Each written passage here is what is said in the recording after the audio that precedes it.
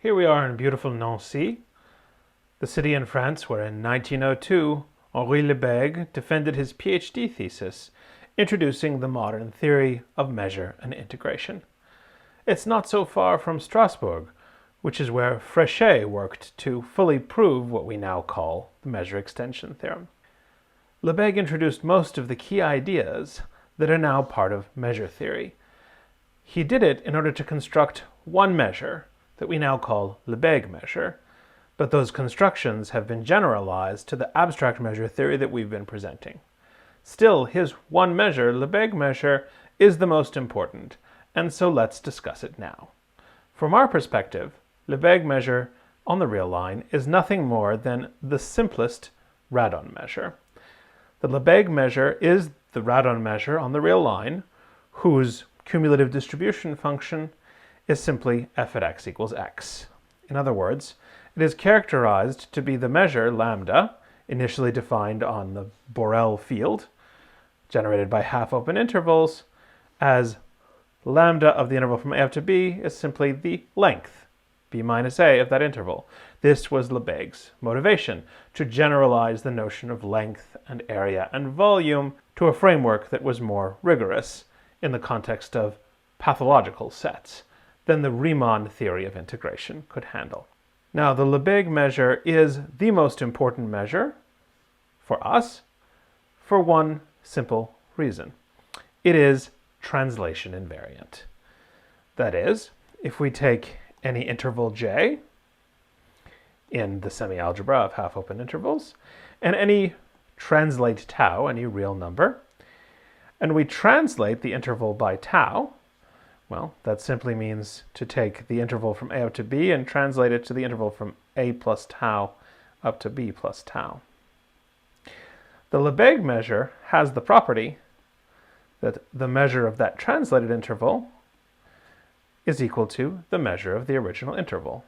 Indeed, just utilizing the cumulative distribution function, as it were, this is b plus tau minus a plus tau, the taus cancel, and we're left with b minus a, which is the measure of the original interval. So from this, we see immediately, generalizing to the field generated by the half-open intervals, the Borel field, that any set in the field has measure that is translation invariant. And it follows from there that the outer measure of the Lebesgue premeasure is also translation invariant on all subsets of the real line. And that is on your homework to prove. Now, since the outer measure is translation invariant everywhere, that means that the Lebesgue measure, which is the restriction of that outer measure to, say, the Borel sigma field, where we usually identify our measures living, is translation invariant. But the more interesting point is that it is unique in that regard up to scale. And here's the theorem.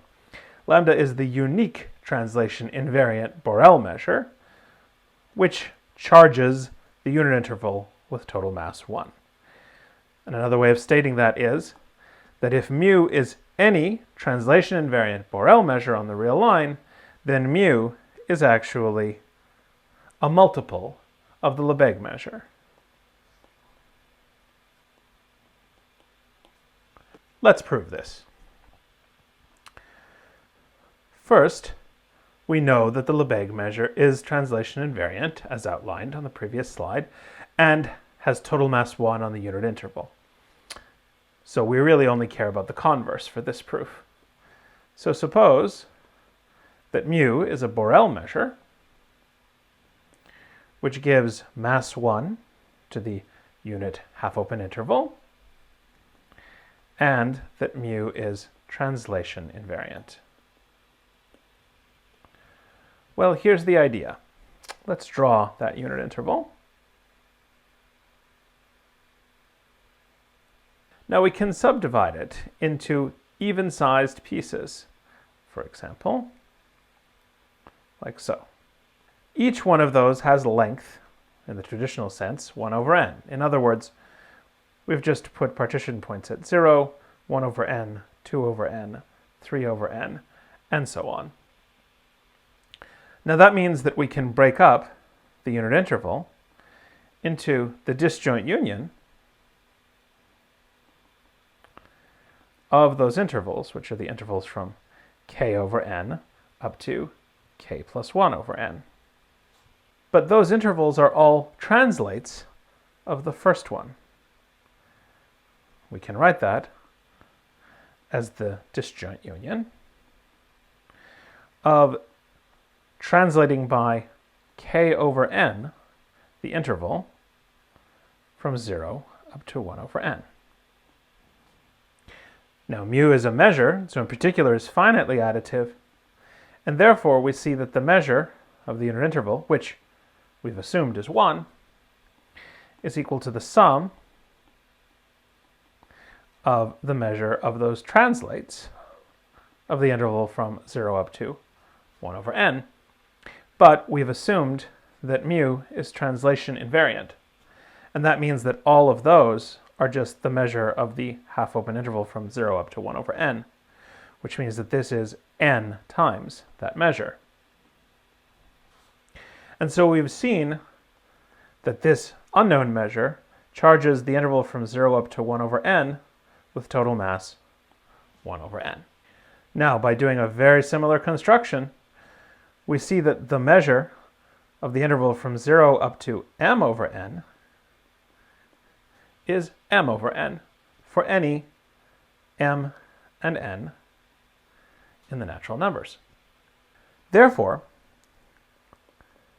the function f mu associated to this measure has the property that f mu of m over n minus f mu of 0 is equal to m over n. Or in other words, for any rational number, f mu of r minus f mu of 0 is equal to r. Now that means that this non-decreasing right continuous function agrees with this non-decreasing continuous function on a dense subset. And therefore, those two functions actually must agree everywhere.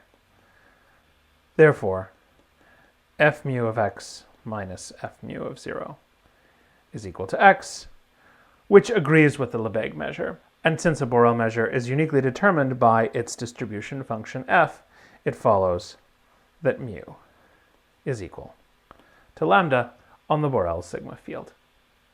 So that gives us the uniqueness of the measure that charges the unit interval with mass 1 and is translation invariant.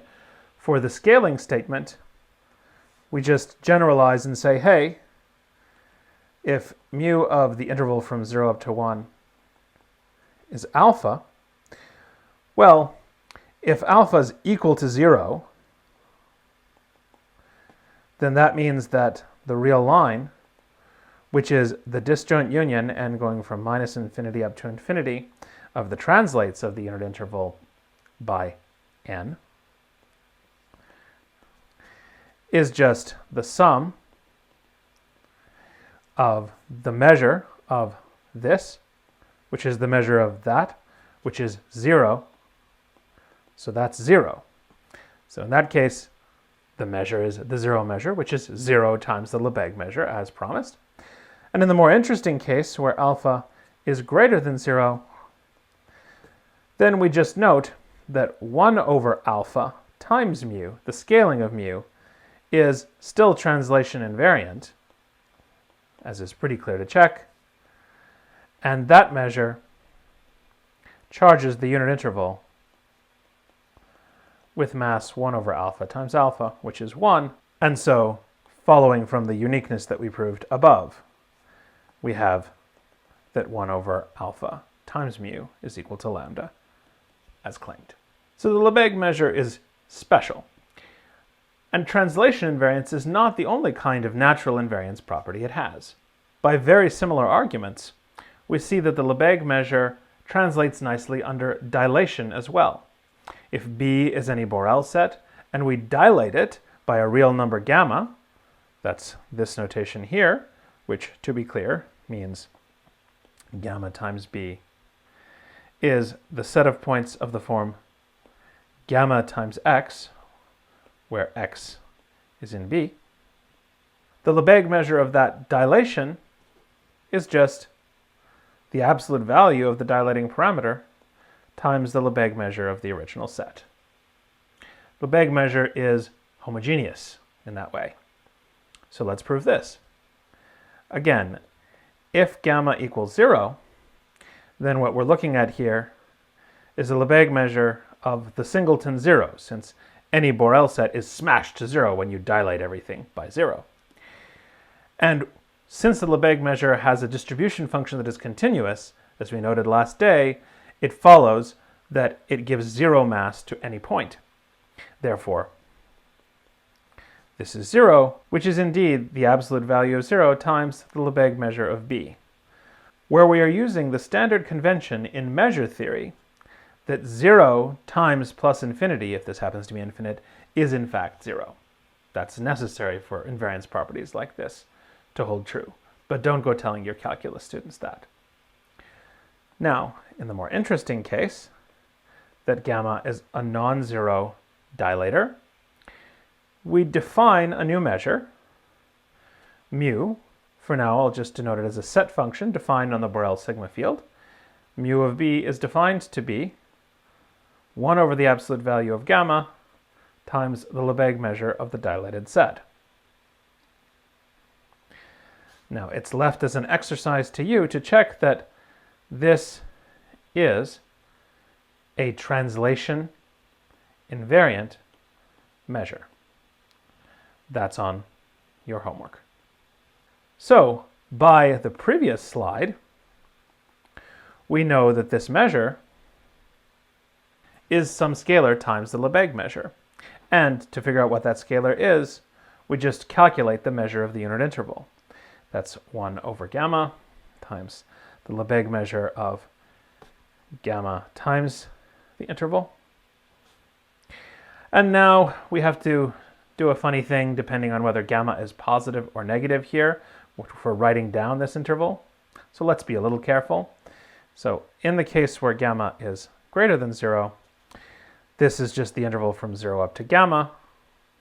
The Lebesgue measure of that is gamma, and we're dividing by the absolute value of gamma, which is just gamma here, which gives us the answer 1. And so that shows that mu is the Lebesgue measure. In the case that gamma is less than 0, then the dilation of the half-open interval by gamma becomes half-open in the other direction. It's the interval from closed gamma, which is a negative number, up to 0. And that doesn't quite look like the form that we're used to, but it's okay, because we can write this as lambda of the singleton point gamma plus lambda of the open interval from gamma up to 0. That still doesn't quite look like what we're used to, but we can write it as those two terms, where we break up the second term as the Lebesgue measure of the interval from gamma up to 0 half closed, and then subtract off the Lebesgue measure of the singleton 0 that we threw in. But of course, we know that those singletons have measure 0, and so this is just the Lebesgue measure of the interval from gamma up to 0, which is 0 minus gamma, which is the absolute value of gamma, because gamma is negative in this case. And so recombining there, we again get the same result, that the mass of the unit interval is 1, and so either way, we see that mu is in fact the Lebesgue measure. But that's exactly what we wanted to prove. We wanted to show that 1 over gamma times lambda of gamma times b is equal to lambda of b. And so that concludes the proof. These invariance properties of Lebesgue measure will be our bread and butter throughout this course. Now, in these arguments, there were several places where we talked about sets having Lebesgue measure 0. I'd like to spend most of the rest of this lecture talking about those sets. We call them null sets.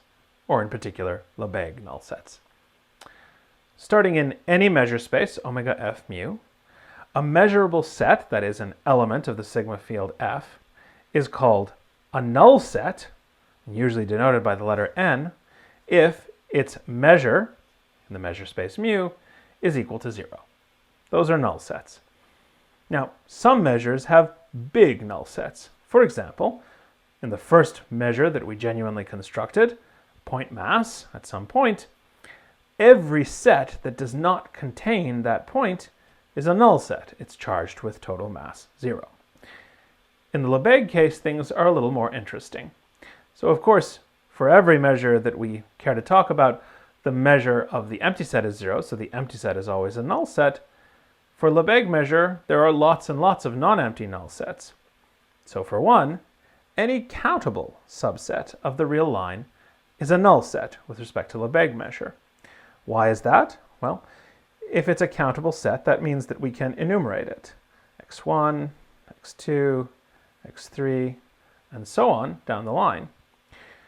Now what I'm going to do, which will look a lot like treating the outer measure, which we could view this as a case of, but we don't need to, is to take that set, that countable set that I've enumerated so, and cover it with a countable union of half-open intervals. We see that x is contained in the union, n going from 1 up to infinity, of the interval from, well, let's go up to xn, and so start a little bit below xn, that is down at epsilon over 2 to the n, for any positive epsilon. No matter how small a positive epsilon I choose there, that little tiny half-open interval, of course, contains xn, because it's right there at the top. Now, this is almost surely not a disjoint union, but that's okay. The Lebesgue measure, being a countably additive measure, is also countably subadditive over unions, be they disjoint or not. And so the Lebesgue measure of that set x is less than or equal to the sum of the Lebesgue measures of those intervals. But by the translation invariance, the Lebesgue measure of this interval is just the length, epsilon over 2 to the n. So that's the sum, n going from 1 up to infinity, of epsilon over 2 to the n, which we designed, as usual, to equal epsilon. So that shows that the Lebesgue measure of any countable set is no more than epsilon. But that's true for any positive epsilon. And so that Lebesgue measure cannot be positive. If it were, it wouldn't be less than that epsilon. So we conclude that indeed, that Lebesgue measure must actually be 0. So there's a ton of infinite sets of Lebesgue measure 0. But actually, there are bigger sets, lots of them, with Lebesgue measure 0, uncountable sets. And the canonical example is one that we saw last lecture, the Cantor set. Here it is again. We start with the unit interval, and then we remove the middle third of the unit interval, getting C1. And then we remove the middle third of each of the two intervals we were left with, giving us C2. And then we remove the middle third of each of the remaining intervals, giving us C3, and so on down the line. The Cantor set is the intersection of all of those CNs. It's an intersection of closed sets, so it's closed. It's definitely non-empty. In fact, it's an uncountable set. You can see very clearly in this picture that there's a one-to-one correspondence between the points in the Cantor set and the branches of a binary tree, and so on. And so there are uncountably many points in the Cantor set. However, notice that C0 is an interval of length 1, so the Lebesgue measure of C0 is 1. C1 is a union of two disjoint intervals, each of length 1/3. So lambda of C1 is 2/3. C2 is a union of four intervals, each of length 1/9. Lambda of C2 is 4/9. In general, Cn is a disjoint union of 2 to the n intervals, each of length 1 over 3 to the n. And therefore, the Lebesgue measure of Cn is 2/3 to the n. And therefore, because C is contained in each Cn, the Lebesgue measure of C is less than or equal to 2/3 to the n for any n. And that means that the Lebesgue measure of the Cantor set must be 0. But that presents us with an interesting philosophical problem.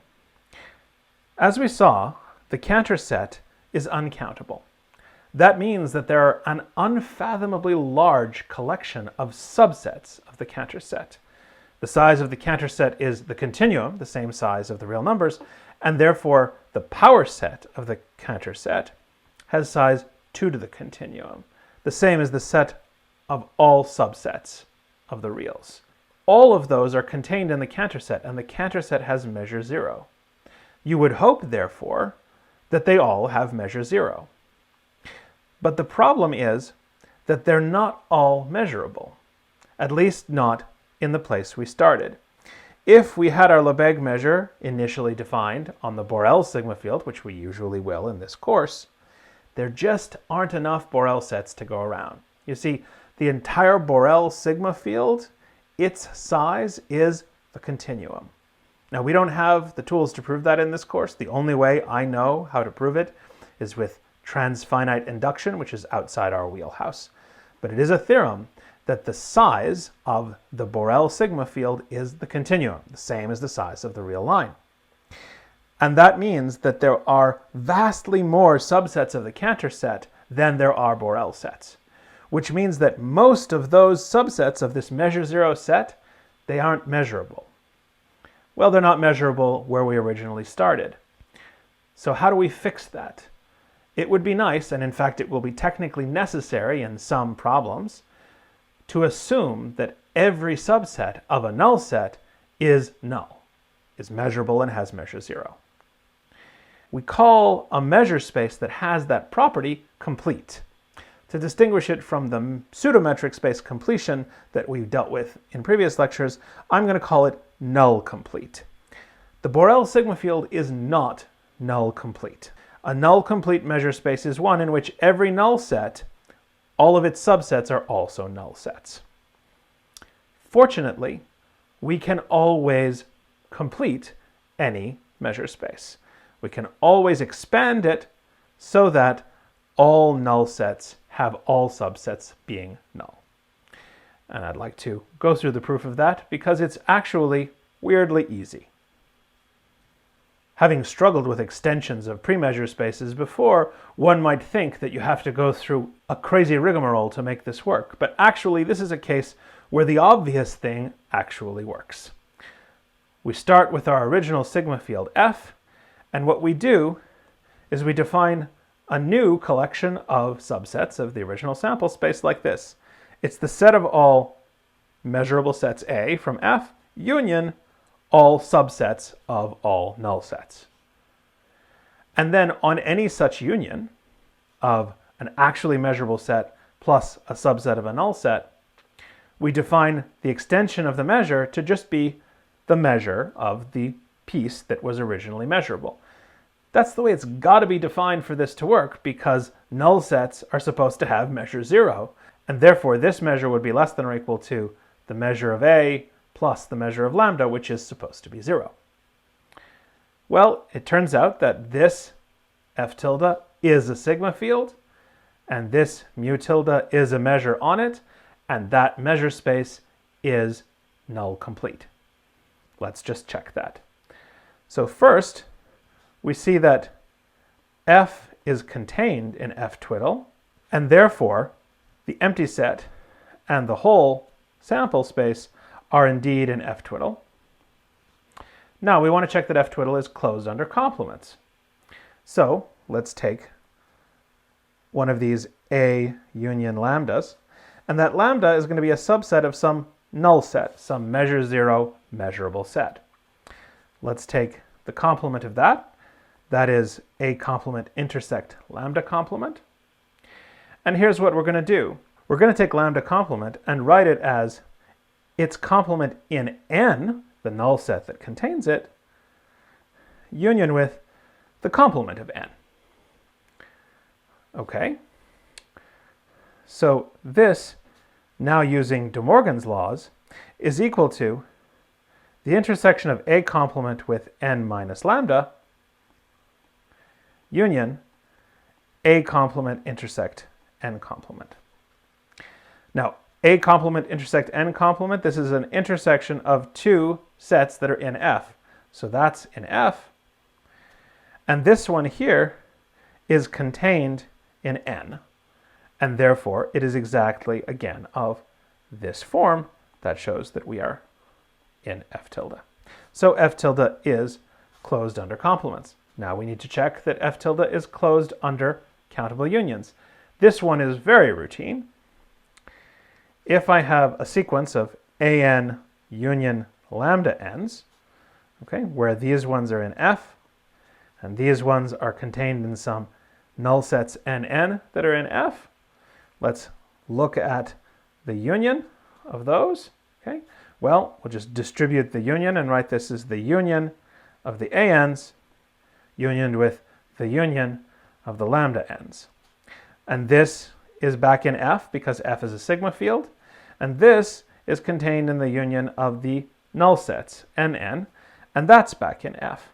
And so the only thing we need to check is that this is a null set. And that is a very useful fact that at first blush is a little counterintuitive since there's an infinite union there, but indeed, countable unions of null sets are null sets. We just take the measure of the union of those by countable subadditivity is less than or equal to the sum of the measure of the terms. And each of these is 0, and a countable sum of zeros is 0. So that's a null set, and therefore this is in F tilde. And so we have proved that F tilde is a sigma field. Now what do we have left to do? We need to show that mu tilde is a measure. Well, actually, we need to do one thing first, which is to show that it's well defined. Of course, it sort of has to be defined that way, but that doesn't mean that it's well defined. Because we could write, potentially, a set like this in the form A prime union lambda prime for a different measurable A and a different subset of a different null set. And we have to check that both of those will have the same measure under this definition, or else we have to start again. So let's check exactly that case. Suppose that A and A prime and N prime are all in the original sigma field, and that N and N prime are both null sets,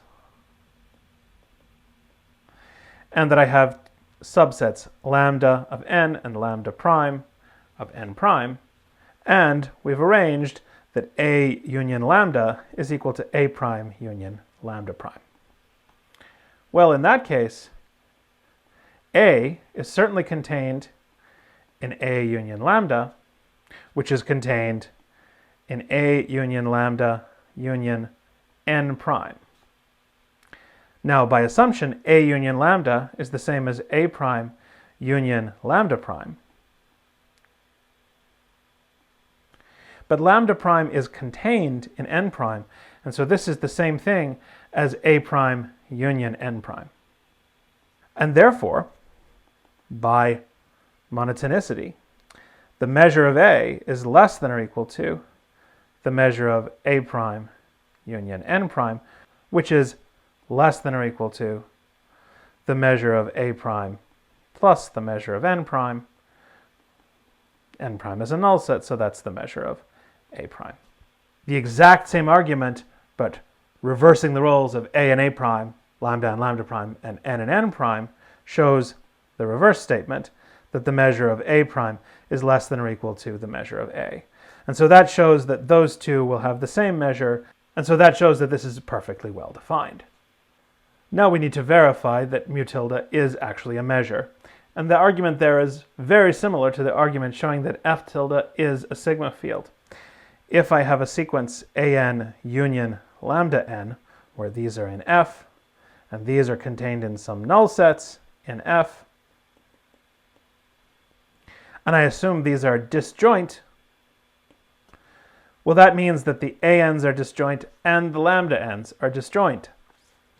And so, therefore, our putative definition, mu tilde of the disjoint union of AN union lambda n,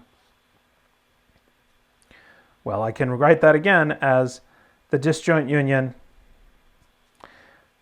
of the ANs union with the disjoint union of the lambda n's.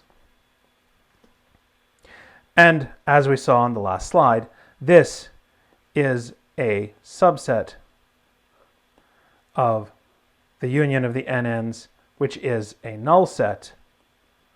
And so by definition, this is just the measure of the disjoint union of the ANs.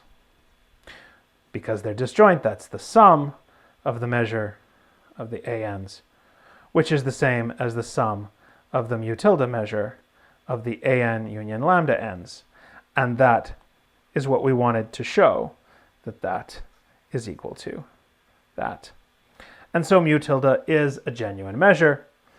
And finally, this measure space is null complete just by construction. We threw in all of the subsets of null sets to be in the measure space, and they are now all null sets. So this is a complete measure space. There, that wasn't so hard, was it? Now let me point out that this sort of artificial completion is something that we may need to do sometimes because technical reasons might require us to have a complete sigma field. But in almost all cases, our measures will be Borel measures, and that won't be a problem, even though the Borel sigma field is not complete. Now, circling back at the end here to talk specifically about the Lebesgue measure, please note that often Lebesgue measure means something specific. It doesn't mean this particular radon measure on the Borel sigma field. It refers instead to an extension of that measure to a much larger sigma field, the Lebesgue sigma field. This is what Lebesgue and Caracciadori and Fréchet and all of those guys originally developed. The Lebesgue sigma field, where that Lebesgue measure was defined on this funky object here. The set of all subsets of the real line with the property that the Lebesgue outer measure, defined starting on the semi-algebra of half-open intervals, splits all sets nicely with respect to those sets E. That's the Lebesgue sigma field. It contains the Borel sigma field as a tiny subfield, and it is not that hard to show right from the definition that it is indeed a null complete sigma field with respect to the Lebesgue measure. So if you hear someone refer to Lebesgue sets or Lebesgue measurable sets, this is the measure space that they're referring to. And I wanted to say two things about it. First, we are never going to use it in this class going forward. The Borel sigma field will pretty much always do the trick, and in any technical case where we need a null complete measure space, we will simply complete it. We will not go all the way to this huge sigma field. However, I did want to point out that this huge sigma field M is not such a stranger to us. In fact, if we restrict our attention to the Lebesgue measure, or any radon measure on a compact interval, we've seen it before. It is none other than the pseudometric completion of the Borel field, the one that we used in our proof of the existence of measures from pre-measures. And that you can find in Driver's notes. I'm not going to make any attempt to prove it here, but it is good to know that this abstract set theoretic definition does exactly match up with our analytic intuitive approach to measure extensions. And that is where we will leave the world of abstract measure theory behind. We have measures, we have radon measures, we have the Lebesgue measure, and we will be using them from now on. But it's time for us to move back into the realm of probabilistic ideas and work towards understanding random variables.